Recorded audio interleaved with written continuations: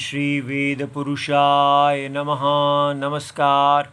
Class number 168 Shrimad Bhagavad Gita जी शंकराचार्य जी के भाष्य के अनुसार आरंभ किया जाता है।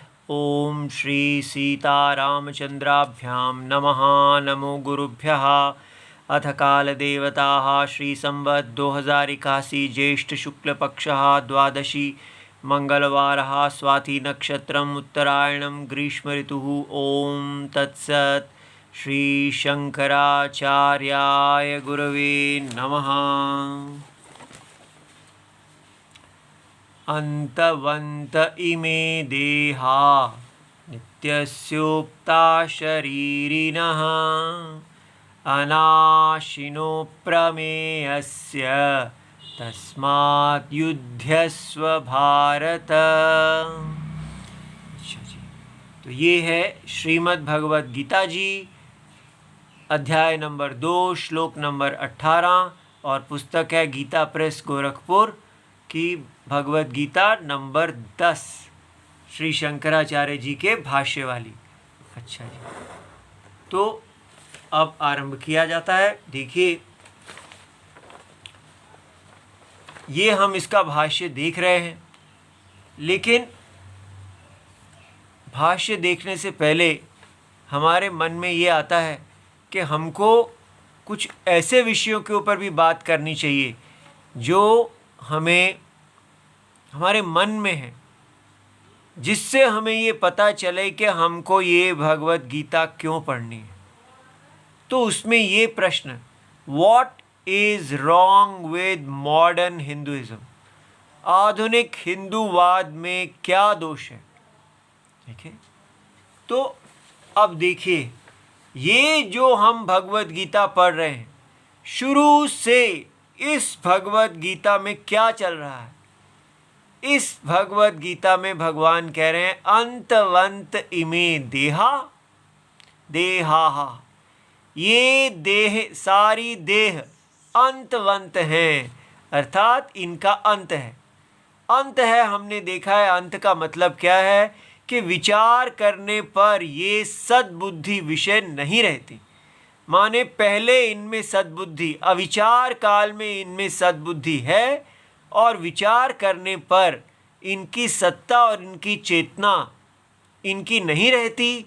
तो किसकी है वो सत्ता और चेतना? स्वयं शरीरी। तो शरीरी नित्य है और शरीर अनित्य है। शरीरी सत्यम है, और माने जिसका शरीर है वो सत्यम है, और देह शरीर असत्यम है। इसलिए ऐसा जानते हुए कि ये शरीरी अनाशी है, अप्रमेय है, प्रमाणों के अतीत है, प्रमाणों का दृष्टा है, प्रमाण का विषय नहीं है, इसलिए अपना वेदोक्त धर्म करो, तस्मात् युध्यस्व भारत। ये श्लोक जो बता रहा है ये है वैदिक हिंदुइज्म। वेद क्या कहते हैं ये देख लीजिए, जो क्रम इसमें दिया गया है कि आपकी ये देह, और केवल आपकी ही देह नहीं, ये सारा जगत ही पूरी की पूरी एक देह है, शरीर है। और इस शरीरी, ये जो शरीर है, इसमें जो सत्ता और चेतना है, जिसको आप इस शरीर की विशेषण समझ रहे हैं, वो इस शरीर की विशेषण नहीं है। शरीर जो है वो अंतवंत है, किंतु इसकी विशेषण जो है सत्ता, इसकी जो विशेषण है ये शरीर। और ये शरीर जब हम कहते हैं शरीर है, तो इसमें सत्ता, शरीर चेतन है, तो जो इसमें सत्ता है, वो सत्ता जो है वो वास्तव में शरीरी है, देही है। जो जिसको आप देह की सत्ता, देह की चेतनता समझते हैं, वो देह में उपलब्ध सत्यम है। चेतना, चेतना और होना ठीक है, चेतन होना जिसका स्वभाव है वो देह नहीं है। चेतन होना सत्यम का स्वभाव है। जो अगर इसमें से निकाल दिया, इसकी चेतना और इसका होनापन इसमें से निकाल दिया जाए तो ये क्या रह जाएगा? तब इसकी कोई सत्ता ही नहीं है, माने ये है ही नहीं। और है क्या? चेतना जो इसकी विशेषण रूप से अनुभव हो रही है, चेतना और अस्तित्व, वो वास्तव में शरीर में उपलब्ध है। वो शरीरी देही, वो जो केवल चेतना है, वो चेतना, वो सत्ता, सच्चिदानंद रूप आत्मा, परमात्मा सत्यम है। इस प्रकार उस परम चेतन आत्मा सत्य, जो इन सारी मिथ्या असत बिना सत्ता वाली देह, जो जितनी भी देह हैं वो सारी की सारी देह, जो इस विराट देह भी असत्यम है, अंतवंत है, और ये व्यष्टि देह, इंडिविजुअल बॉडीज, और ये समष्टि होल बॉडी, ये सब की सब देह असत्य बुद्धि विषय, इनकी कोई सत्ता नहीं है। और इसमें भासने वाली एक सत्ता, हर एक की अलग अलग सत्ता नहीं है, एक सत्ता, एक चेतना, जो इसके साथ शरीरों के साथ विशिष्ट होने के कारण अनेक सत्ताएं और अनेक चेतनाएं और अनेक आत्माएं दिख रही हैं। वो सब एक आत्मा, एक चेतना, एक सत्ता है। ये देखिए, इस प्रकार जानकर युध्यस्व, आप अपने वेदोक्त धर्म से मोहित ना होइए, शोक में मत पड़िए। क्यों शोक में ना पड़िए? हिंदू को क्या कहा जाता है कि हे प्यारे हिंदू, आप जानो कि आपकी देह और ये विराट देह, सारे जगत की देह, ये अंतवंत है। अंतवंत इमे देहा, ये पूरे संसार की, आपकी, आपके परिवार की देह, आपकी जाति की देह, आपकी ब्राह्मण जाति, वैश्य जाति, शूद्र जाति, दलित जाति, कोई भी जाति, सारी जातियों की देह, पूरे भारत की जाति, भारत की देह, और पूरा भारत का नक्शा भी, ठीक है, मानचित्र, पूरी पृथ्वी, कोई भी नाम रूप हैं, उन सारे नाम रूपों के अंदर एक सत्ता, एक चेतना, एक आत्मा है। वो आत्मा नित्य। सो देह किसकी है? नित्यस्य उक्ताः शरीरिणः। एक शरीरी है और अनेक देह हैं। ये है सत्यम। इस प्रकार बताया जाता है हिंदू को कि भाई हिंदू क्या है सत्यम, जरा देखो वेद चक्षुओं से। जिसको आप, जो आपको यहाँ पर लिख रहा है कि यहाँ ये एक भारतवर्ष है जिसमें 100 करोड़ से भी ज़्यादा, 150 करोड़ के करीब यहाँ पर लोग रहते हैं, और आपको लगता है कि ये 150 करोड़ लोगों को मैं क्या करूँ? तो आप कहते हैं इन सारे 150 करोड़ लोगों, आप सब लोग जो है एक भारत हो, सारे मिल जाओ और सारे मिलोगे, भारतवर्ष के लिए जियोगे, भारत को ही अपनी माता मानोगे, तो फिर आप सब लोग इकट्ठे मिलके इस भारत की वृद्धि करोगे, भारत का जीडीपी बढ़ाओगे, और हम सब बढ़ेंगे, हम विकसित राष्ट्र बन जाएंगे। क्या यहाँ कुछ ऐसा कहा जा रहा है?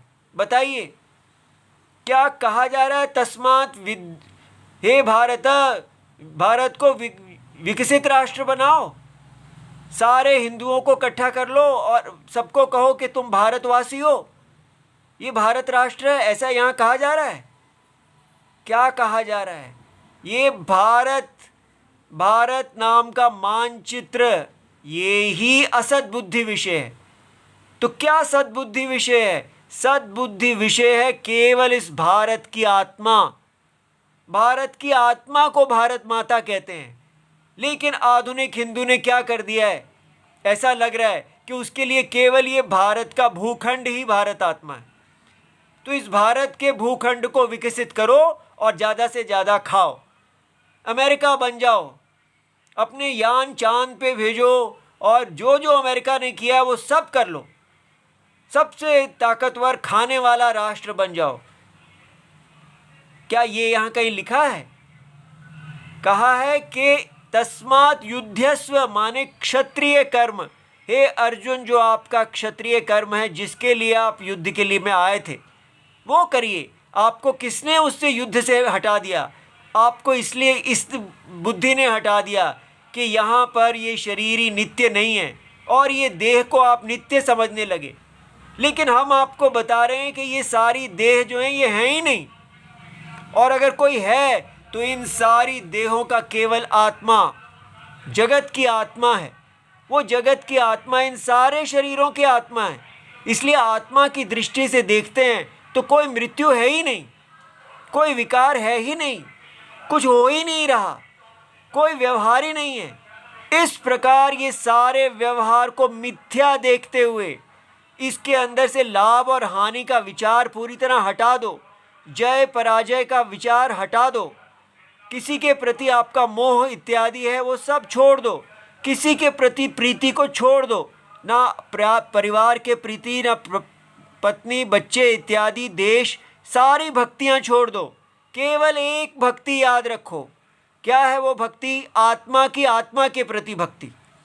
हाँ, क्योंकि ये देह के अंदर जो जीव है और ये सारे जगत के अंदर जो आत्मा है वो एक है। इसलिए अर्जुन और कृष्ण एक हैं, दो नहीं हैं। तो वही आत्मा अर्जुन है और वही आत्मा कृष्ण है। इस प्रकार ये अनन्यता, न अन्यता की प्रीति को, भक्ति को देखते हुए आप केवल कृष्ण रूप हो जाओ। जैसे श्री कृष्ण समझते हैं कि यहाँ पर कुछ लेना और देना नहीं है, केवल, तब बचता क्या है? व्यक्तिगत लेना देना नहीं रहता तो केवल फिर धर्म बन जाता है कि ये जो माया शरीर बना हुआ है इसी के अंदर एक धर्म है। जो तात्कालिक परिस्थितियां बनती हैं उनसे व्यक्ति की लय, जय और पराजय, लाभ और हानि का कोई मतलब नहीं है। एक सनातन धर्म है जो व्यक्ति के लाभ हानि पे आश्रित नहीं है। इसलिए क्या निकला इसमें से? भगवान ने क्या सिखाया कि आपने देह के आने जाने के बारे में सोचना ही नहीं। कोई व्यक्तिगत लाभ हानि नहीं है यहाँ पर, तो फिर समष्टिगत है वो भी नहीं है। बस ये एक माया कल्पित देह है। इस माया कल्पित देह के अंदर एक धर्म है। इसका धर्म, वो क्या धर्म है? इसमें सिर, भुजा, पैर इत्यादि बने हुए हैं। इसलिए जो जैसा है वो वैसा कर्म करेगा। तो अगर वेद की रक्षा के ऊपर कोई हानि आती है तो अर्जुन, तुम क्षत्रिय हो, तुम रक्षा करो इस ब्राह्मण धर्म की। वो ब्राह्मण जो धर्म से गिर रहे हैं उनको आप धर्म में लगाओ। जो कोई उनको तंग कर रहा है उनकी रक्षा करो, ताकि ब्राह्मण अपने वेद रक्षा के धर्म करें। उनको धर्म में लगाओ, वो शिक्षा की वृद्धि करो। वैश्य, ब्राह्मण, शूद्र सब अपना धर्म करें, ताकि ये जो विराट पुरुष है इसकी वृद्धि हो। ये यज्ञ की वृद्धि है, ये हिंदू धर्म है। तस्मात् युध्यस्व भारत। लेकिन अगर आपको ये भगवत गीता पसंद नहीं आती तो कह दो हमको भगवत गीता पसंद नहीं है। मनुस्मृति को तो आपने फेंक ही दिया, तो भगवत गीता को भी फेंक दो। कोई ज़रूरत नहीं है इस मॉडर्न हिंदुओं को अपने वैदिक शास्त्र की। इसीलिए इस भगवत गीता को, इसमें से सारा वर्ण धर्म निकाल के इसको एक केवल मार्केट फ्रेंडली स्पिरिचुअलिज्म बना के बेचा जा रहा है। आजकल का मॉडर्न हिंदुइज्म क्या है? वो वैदिक हिंदुइज्म नहीं है, वो केवल बाजार फ्रेंडली स्पिरिचुअलिज्म है। क्या बन गया है मॉडर्न हिंदुइज्म? मॉडर्न हिंदुइज्म बन गया देह सत्यम, बस, भोग सत्यम, देश भूखंड सत्यम। और ये सत्यम है, इसलिए क्या करना है? कंज्यूमरिज्म। ये है मॉडर्न हिंदुइज्म। हम अपने बच्चों को कोई राम जी की तरह जीना नहीं सिखाते। हम अपने बच्चों को कहते हैं कि तुम रावण की तरह लंका बनाओ। रावण की जो लंका थी वो सबसे ज़्यादा समृद्ध स्वर्णमयी लंका। तो स्वर्णिम भारत, भारत सोने का होना चाहिए। उसके लिए तुम कहीं भी चले जाओ, पढ़ाई करो, कोई वेद इत्यादि कोई शास्त्र पढ़ने की ज़रूरत नहीं है। केवल जाओ आईआईटी, आईआईएम इत्यादि जो पैसे कमाने की विद्या मिलती है वो लो और गेट आउट। और भारत में से जाके कहीं ऐसी जगह जाओ जहाँ खूब पैसा कमाओ, बस प्रैक्टिकलिज्म। और पैसा कमा के आप आके यहाँ पर किसी हिंदू लड़की से शादी करो, वापस मत आना, वहीं रहना, बस पैसे भेजना, मज़े करना। जितना ज़्यादा पैसा कमाओगे उतना ही हिंदुइज्म बढ़ेगा, वही देश की भी वृद्धि होगी। इसीलिए हम अपने बच्चों को पढ़ा रहे हैं, हम बाजार के लिए देश को बनाते हैं। हम कहीं अपने बच्चों को तस्मात् युध्यस्व भारत नहीं कहते। कोई हिंदू अपने बच्चों को नहीं सिखाता कि ये सारा जगत मिथ्या है, इसलिए इसमें कोई लोभ की आवश्यकता नहीं है। यहाँ पर केवल स्वधर्म ही एकमात्र सब कुछ है। कोई अपने बच्चों को, हिंदुओं को नहीं सिखाता कि धर्म, अर्थ, काम और मोक्ष नाम की कोई चीज़ है। ये धर्म वैदिक धर्म है, इसको करोगे, इसको करने से जो अर्थ काम मिल जाए उसमें संतोष कर लो, ज़्यादा की कोई इच्छा मत करो। जितना अपने धर्म से मिलो उसी में संतोष करो। उसको करते करते, भगवान की आज्ञा पालन करते करते आप शुद्ध हो जाएंगे और मोक्ष को प्राप्त होंगे। एक भी कहीं माता पिता अगर दिख जाएं तो उनके चरण धो के पीने के योग्य होंगे, क्योंकि वो होंगे ही नहीं। ये बन गया आदरणीय आजकल का हिंदुइज्म। तो क्या है आजकल का हिंदुइज्म? केवल अर्थ काम परायणता, कंज्यूमरिज्म, प्रैक्टिकलिज्म। कैसे निश्चय किया जाता है कि यहाँ मर्यादा क्या है? मर्यादा है जिससे, जो दुकान के लिए ठीक है, जो बाजार के लिए ठीक है, जो इलेक्शन जीतने के लिए ठीक है, वो ही ठीक है। इसलिए भारत की पॉलिटिकल पार्टीज, चाहे वो कोई भी हो, वो सब इलेक्शन जीतने के लिए एक अपने हिसाब का हिंदुइज्म बनाती हैं। चाहे वो पुरानी वाला सोच हो जिसमें मुसलमानों को अपने साथ जोड़ लो ताकि उससे इलेक्शन जीत जाओ, तो उसी को ही बना दो कि हाँ हमारा, हम सबको इकट्ठा कर रहे हैं, माइनॉरिटीज़ को दे रहे हैं, क्योंकि यही हिंदुइज्म है, यही प्रैक्टिकलिज्म है। वो भी अपने ब्रांड का हिंदुइज्म है। फिर नई सोच जो आती है कि नहीं नहीं, इस तरह तो सारे माइनॉरिटी वाले ही सारा भोग खा जाएंगे और मेजॉरिटी वाले तो रह जाएंगे, तो माइनॉरिटी वाले हिंदू इकट्ठे हो जाएं। तो कहानी कहाँ रही? कंज्यूमरिज्म में। और माइनॉरिटी पहले वालों ने भी इसकी कोई परवाह नहीं की, नए वाले भी इसकी कोई परवाह नहीं करते। केवल क्या करते हैं, बस आपको अर्थ काम चाहिए वो हम ला के देंगे, अगर आप हमको देंगे तो अर्थ काम हम देंगे। इसलिए ये जो नया हिंदुइज्म है इसमें कोई वर्णाश्रम धर्म नहीं है। इसमें क्या है? इसमें केवल करोड़ों हिंदुओं की एकता, विकसित राष्ट्र के सपने। भूखंड है भारत माता, हमारी भूखंड, वेद भूमि, वेद माता, हमारी दुर्गा देवी नहीं है यहाँ पर भारत माता। भूखंड को ही हम पूजे चले जा रहे हैं कि इस भूखंड का दोहन करना है। पहले अंग्रेज इस भूखंड को का सारा दूध पी रहे थे, हम भूखे थे, अब उनको भेज दिया, अब इस भूखंड को हम खाएंगे। ये है मॉडर्न हिंदुइज्म। तो इसलिए उसको खाने के लिए क्या किया जाए? तो ये कोई मर्यादा, ये राम जी की मर्यादा है? ठीक है, ऐसा लगता है कि हम बहुत अब आजकल राम राम करने वाले हो गए हैं। कौन है यहाँ पर जो कहता है कि राम जी के गुणों को अपनाना है? राम जी के गुणों से प्यार है हमको, राम जी के लिए की तरह सत्य के लिए जीना और सत्य के लिए प्राण देना। हम तो क्या चाहते हैं? कोई मर्यादा है ही नहीं, स्वेच्छाचारी मर्यादा है। कोई व्यक्ति अगर आजकल मर्यादा की बात करे तो उसको कहा जाएगा कि तुम मॉडर्न ही नहीं हो। हर प्रकार से हम केवल, हर व्यक्ति स्वेच्छाचार से जीना चाहता है और उसी को ही कहा जा रहा है कि ये हिंदुइज्म की स्ट्रेंथ है कि हिंदुइज्म सब लोगों को स्वीकार करता है। हर एक को अपना स्वेच्छाचार, अपना मार्ग तय करने की यहाँ पर अनुमति है। कोई, हर व्यक्ति, एथिस्ट भी हिंदुइज्म है, जो मंदिर जाता है वो भी हिंदू है, जो नहीं जाता, जो नंगा घूमता है वो भी हिंदुइज्म है, जो कपड़े पहनता है वो भी हिंदू है। सब अपने तरीके से जैसे मर्जी जो जीना चाहता है वो सब हिंदू हैं।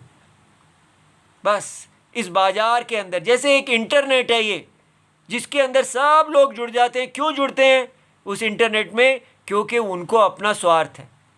स्वार्थ में जुड़े हुए ये सारे लोग हिंदू हैं, इनको कोई मर्यादा नहीं है, कोई इनका धर्म नहीं है, कोई इनका शास्त्र नहीं है, जैसे मर्जी जीना हो उसको कहते हैं हिंदुइज्म। और इसके लिए आजकल के मॉडर्न हिंदूज अपना पीठ ठोक रहे हैं कि हम इतने महान हैं कि हम पूरी स्वेच्छाचार, क्योंकि हमारा कोई मानदंड ही नहीं है, ना हमारा कोई ग्रंथ है, ना हम कोई रोक टोक नहीं, कुछ नहीं, क्योंकि हम इस्लाम नहीं है, हम क्रिश्चियनिटी नहीं है, तो हम क्या हैं? हम हैं फ्री फॉल और फ्री मार्केट। हम बन गए हैं चारवाक, यावत जीवेत सुखम जीवेत। बस पूरा जीवन सुख के लिए जीने के लिए हम अपने बच्चों को केवल साइंस स्कूली विद्या पढ़ा रहे हैं। क्यों पढ़ा रहे हैं हम ये साइंस स्कूलों में?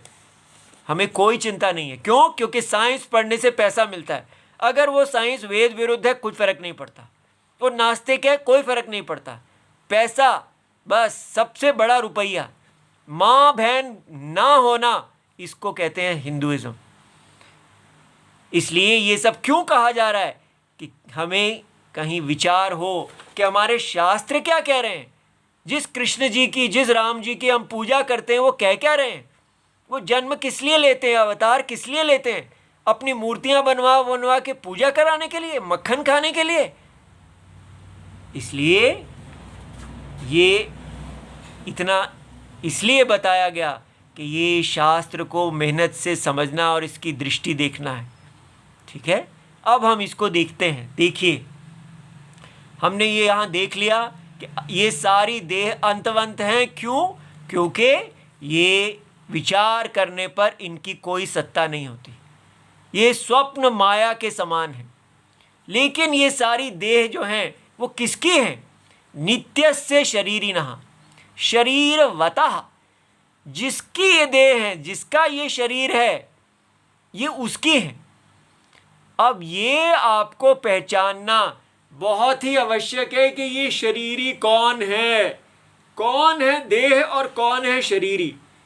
सारा शास्त्र यही है समझना कि अगर हम देह को तो देख रहे हैं, लेकिन हमको देही क्यों नहीं दिखता?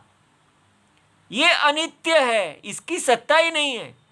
तो जिसकी सत्ता है ये हमें क्यों नहीं दिख रहा? इतना मुश्किल क्यों हो रहा है? क्योंकि देह है, अस्तिता को हमने इसी का ही विशेषण मान लिया। अब इसके अंदर हम झांक झांक के ढूंढ रहे हैं, यहाँ तो और कुछ दिख ही नहीं रहा, ये तो देह है। अब देही कहाँ है? कहीं दिखता ही नहीं। ये देह है, ये है जो है, ये है बुद्धि का विषय ही देही है। इसलिए अस्तिता, जब देह विकार को प्राप्त होती रहती है, लेकिन है अस्तिता, चेतनता विकार को प्राप्त नहीं होती। ये निर्विकार सत्ता, निर्विकार चेतनता ही देही है, ये शरीरी है, ये आत्मा है। इसको कहा गया कि नित्यस्य शरीरिणः शरीरवतः अनाशिनः। ये जो है इसका कोई नाश नहीं है, ये अविनाशी है, ये अप्रमेय है, अर्थात ये प्रमाणों का विषय ही नहीं है। इसको आप प्रमाणों से, प्रत्यक्ष आदि प्रमाणों से नहीं जान सकते। वेद प्रमाण भी केवल यही कहते हैं कि ये आत्मा जो है नित्य है, लेकिन ये प्रमाण का विषय नहीं है, ये स्वयं ज्योति है। आने वाले भाष्य में ये अप्रमेयस्य का जब भगवान अर्थ बताएंगे तो रोंगटे, सच में आपके बाल खड़े हो जाएंगे। इतना गहरा भाष्य आने वाला है अप्रमेयस्य पे, इसका विस्तार वहीं पे किया जाएगा, उसके लिए रेडी हो जाइए। तो ये आत्मा अप्रमेय है। अभी इतना ही बता दिया कि ये प्रत्यक्ष आदि डायरेक्ट सेंस परसेप्शन के प्रमाण के विषय नहीं है, अर्थात आँखों से आप देही को देख नहीं सकते, नाक से सूंघ नहीं सकते, क्योंकि उसकी कोई गंध ही नहीं है, उसका कोई आकार नहीं है। उसको अपने हाथ से आप टच नहीं कर सकते, क्योंकि उसमें कोई स्पर्श का विषय नहीं है। पांचों इंद्रियां, शब्द स्पर्श रूप रस गंध, ये पांचों नहीं है। उसका अनुमान भी नहीं लगा सकते कि डायनासोर इत्यादि की तरह अनुमान लगाया जाए कि अनुमान से भी देही को नहीं जाना जा सकता। तो फिर देही को कैसे जाना जाता है? देही स्वयं ज्योति है। देखो मेरा बेटा, इस स्वयं ज्योति को देखो। क्या मुश्किल है इसको देखना कि ये अंदर की जो ज्योति है, ये जो चेतना है, इसको कौन प्रकाशित कर रहा है? कोई भी प्रकाशित नहीं कर रहा। इसको देखते ही सारी दुनिया बदल जाती है। कमाल है, कमाल है। ये क्या चीज मिल गई? स्वयं प्रकाश, एकदम शांत, इतनी गहरी, स्वयं सिद्ध। माने इसको कोई सिद्ध नहीं कर रहा, माने कि ये पूरा जो देह, देह के विषय इत्यादि, उसका इसके साथ कोई संबंध नहीं है। देह मरे या टूटे, खाए, कुछ भी हो जाए, जल जाए, कुछ भी हो जाए, ये ना जलेगी ना टूटेगी, कुछ नहीं होगा इसको। ये सदा साक्षी चिद्रूप आत्मा ही है। ऐसा क्यों हो रहा है? क्योंकि ये सत्य है, और जिस जगत को इसने धारण किया है, जिस जगत का ये विशेषण बनी हुई है, वो असत्य है। इसलिए जगत में और इसमें संबंध सत्य और असत्य का है। तो असत्य के जाने से, आने से सत्य को क्या होता है? जैसे स्वप्न है, स्वप्न की आत्मा अप्रमेय है, क्योंकि स्वप्न के प्रमाण स्वप्न की आत्मा को विषय नहीं करते। स्वप्न के प्रमाण स्वप्न की देहों को विषय करेंगे, स्वप्न के शब्द, स्पर्श, रूप, रस, गंध को विषय करेंगे उनको, लेकिन वो स्वप्न की आत्मा को प्रकाशित नहीं करेंगे। स्वप्न की आत्मा के प्रकाश में सारे प्रमाण प्रकाशित हैं। प्रमाणों को आत्मा की अपेक्षा है, आत्मा को प्रमाणों की अपेक्षा नहीं है। ठीक है? तो ये ऐसा विवेकी, देखिए ऐसा कौन कहता है? विवेकी लोग कहते हैं। ये सारा शास्त्र विवेकियों का शास्त्र है, विचार करने वाले ऐसा कहते हैं। भगवान कह रहे हैं, क्या कहते हैं? कि ये सारी देह किसकी है? नित्य की, नित्य शरीरी की। तो इन देहों की सत्ता ही इनका शरीरी है, और वो सत्य है, और ये असत्य है। ठीक है? और अब देखिए यहां पर 2 बार कह दिया गया, नित्यस्य अनाशिनः।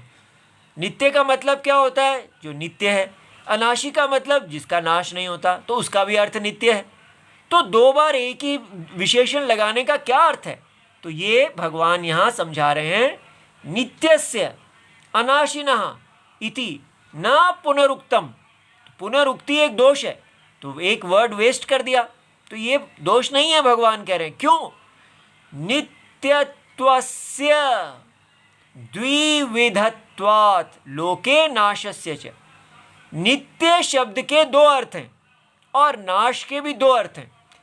इसलिए वो दोनों को पूरा करने के लिए यहां पर नित्यस्य और अनाशिनः प्रयोग किया गया। अब भगवान समझाते हैं, देखिए, यथा देहो भस्मीभूतः अदर्शनम गतः। अगर जब हम देह को जला देते हैं, वो भस्मीभूत हो जाती है, केवल कार्बन बन जाती है, तो अदर्शन को प्राप्त हो जाती है। नष्टः उच्यते, तब हम कहते हैं देहः नष्टः।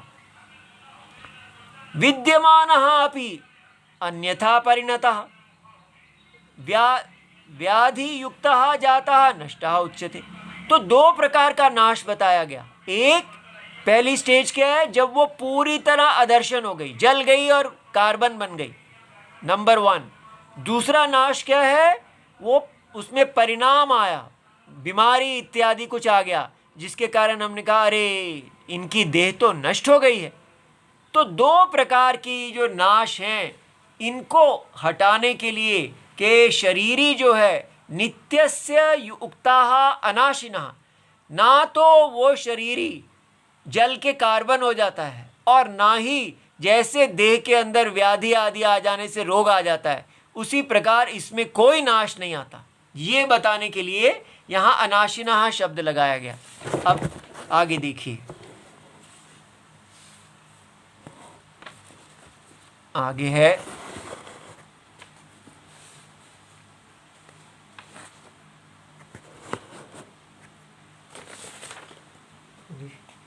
ये कैसे पेज पलट गया?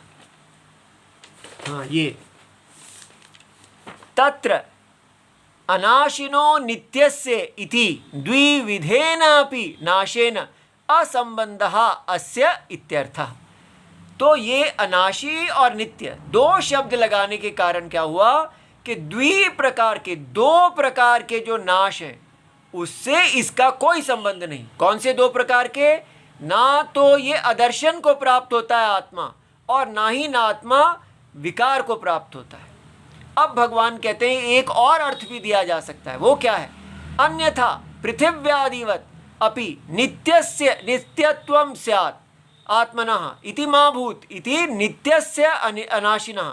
जैसे पृथ्वी है, हम कहते हैं पृथ्वी तो सदा ही है, पृथ्वी तो नित्य है, क्योंकि वो तो अरबों करोड़ों करोड़ों साल तक रहती है।